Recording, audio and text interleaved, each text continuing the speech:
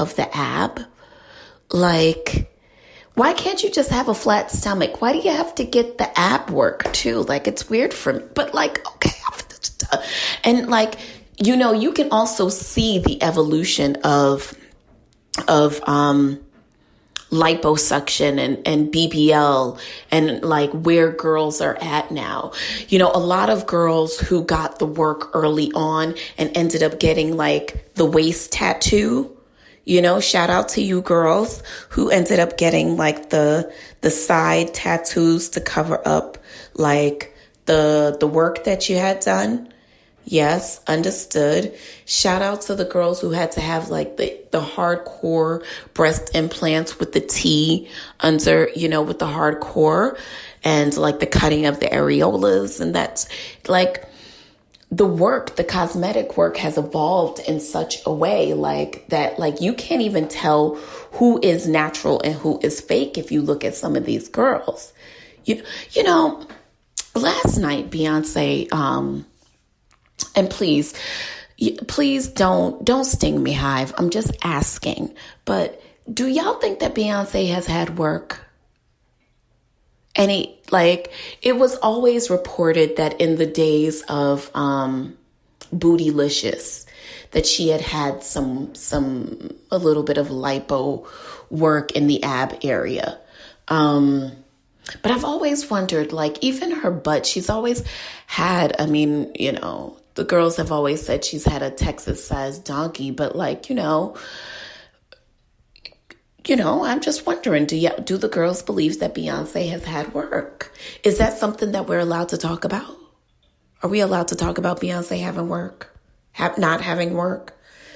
I mean, I guess it would be in the same way of, are we allowed to talk about Jada Pinkett's work? Are we allowed to talk about, you know, Vivica Fox's face? Like, are we allowed to? I don't know. I love it. You know what I love? I love for the girls who want it.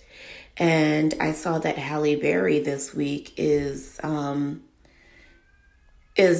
love. I also saw that Lamar Odom is out of love, but perhaps still in love with Chloe. This week, Lamar had an interview with Wendy Williams, which he talked about his former relationship with ex-girlfriend Sabrina Parr. Now, that is his most recent relationship. He talked about...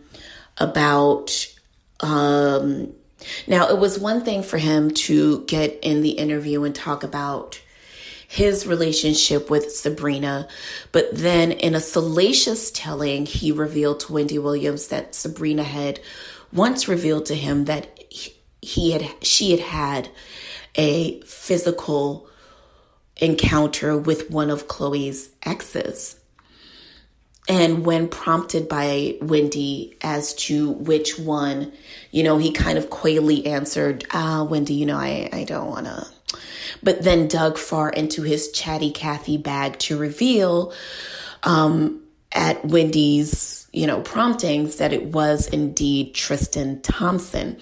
Now, the reason why this might be weird is that Lamar and Sabrina had a non-sexual relationship. She had told him that she was celibate, but then it was later revealed that she may not have been during the course of the relationship.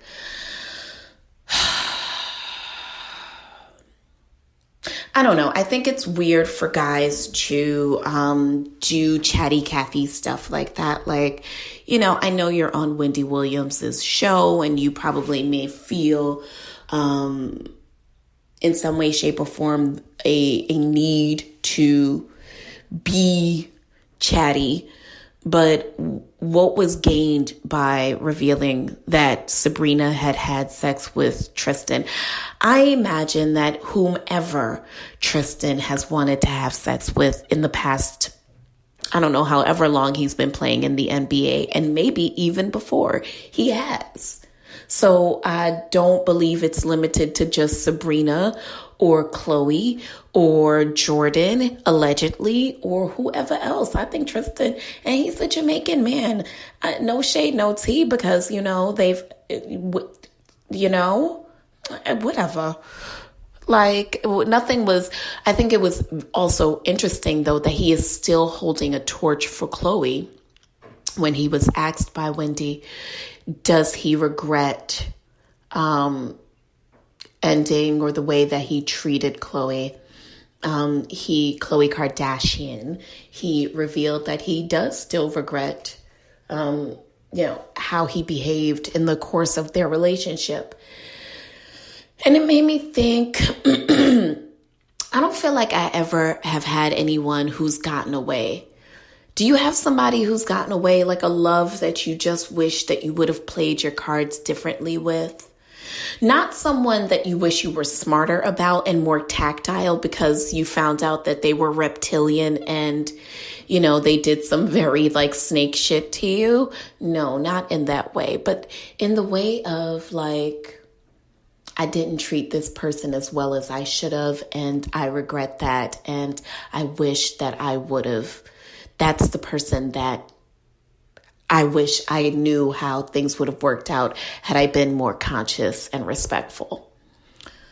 I don't have one of those. I don't have anybody that I wish never got away. I feel like God has always brought me glory to glory. But I also, in other news, I was talking to an ex this week, and I said to him, I've never been with a partner who has truly been loyal. I've been betrayed by every partner I've ever been with, including him. And when I thought about that, I just thought to myself, like, okay, so I have to change my vibration, like I'm glad now that I am beyond the victim mentality of, oh man, I've never had. And, it's because all these people have done something to me. While it doesn't negate the fact that those people might have done harmful things to me, they were in fact also doing it to themselves. You know what I'm saying? And I also know that like there was something in me, a frequency that I was emitting that made those situations kind of reflect back in my life. So I'm glad that now I have the wherewithal to be able to acknowledge that, because if we are all conscious and we're all mindful, we know that we don't walk up on a situation. Nothing is happenstance. You understand that your life isn't just a series of happenstance, because when you start to think like that, you start to believe that there is no way to control what is happening around you. And one of the reasons why I feel so confident in saying that we don't worship the same God is because I know that the God that I worship died for me so that I can understand that there is choice in everything. That nothing is happenstance. That if I understand how he lives inside of me, I understand the amount of control that I do actually have. The way that I think about life, the way that I think about people, the way that I behave, the way that I process every minutia, every detail, every moment of my being. There is no happenstance involved in it. So I understand energy. I understand frequency, which is the emission of my energy.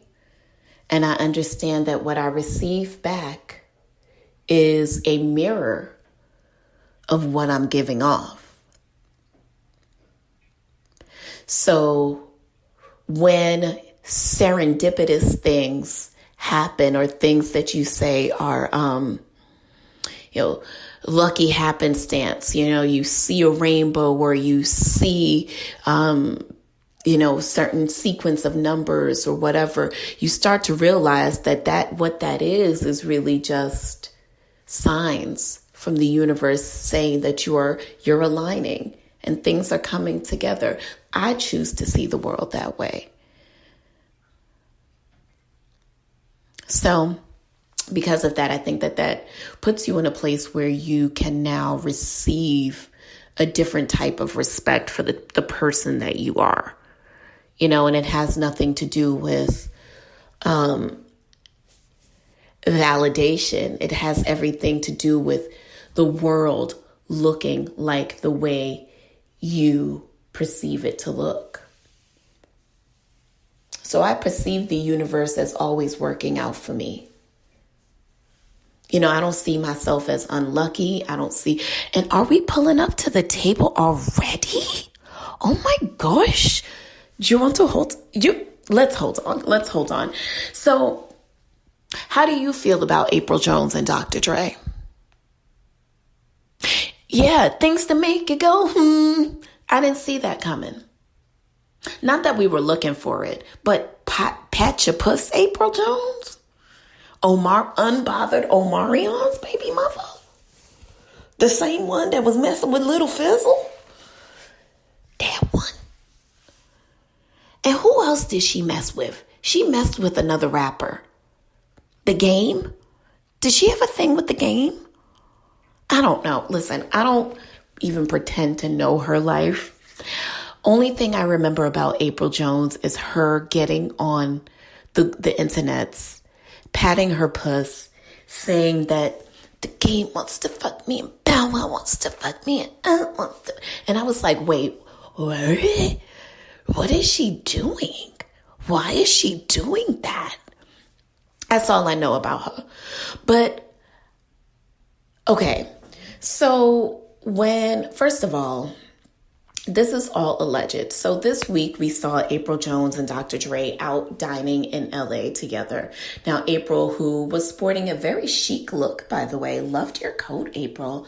She was sporting a plaid black and white kind of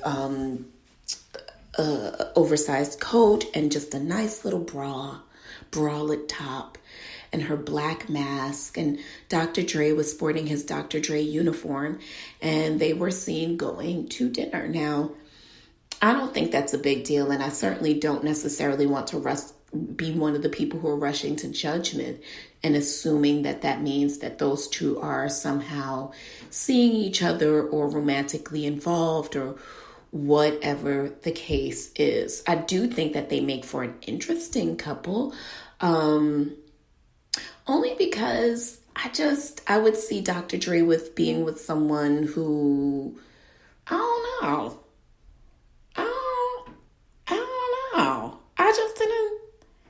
I just didn't see it. But okay, so whatever. They're sparking dating rumors. No big deal, right? So I feel like Moniece Slaughter, though. Moniece Slaughter, who is the mother to Little Fizz's kids and who also appeared on the same season of Love and Hip Hop, I believe, with Apryl and Fizz. She had an interview with Kendra G. Kendra G, I believe at some point, was she on the radio in Philly? But Kendra G had an interview in which I think they had some sort of like IG exchange, and Moniece just said that, she was taken aback by it, but it's been going on for a while. Moniece stated that Dre and Apryl have been seeing each other for quite some time, and now it's just, out in the public, and that she is surprised that Dr. Dre would go for someone who is so unrefined, quote and unquote. I am surprised that Dre listen, here's one thing that I realize about the world of Hollywood and also the world of New York City gay men, Black gay men specifically, no shade, but the dating circle must be small because everyone dates the same people. In Hollywood, in Black Hollywood, and in Black New York gay Black males. Like, everybody, it is about 4 degrees of separation, but maybe 3 between who dates who and who has fucked who. Whomed. It's a small pool apparently, and everybody likes the same people. I am a little surprised, but not that